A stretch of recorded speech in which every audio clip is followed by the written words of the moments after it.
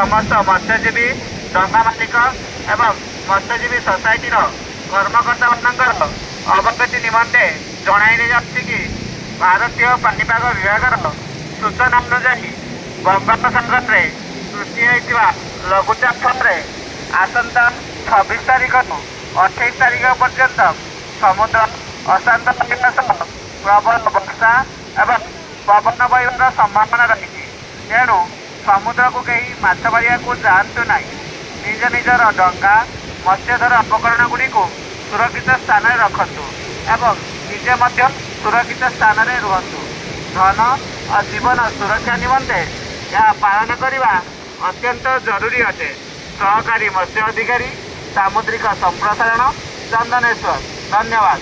समस्त मत्स्यजीवी डंगा मालिक एवं मत्स्यजीवी सोसाइटी कर्मकर्ता मानकर अवगति निमंते जणाई जाउछि कि भारतीय पाणीपाग विभाग सूचना अनुसार बंगोपसागर में सृष्टि होता लघुचाप फल आसंता 26 तारीख 28 तारीख पर्यंत समुद्र अशांत रहा सह प्रबल वर्षा एवं पवन बहर संभावना रही।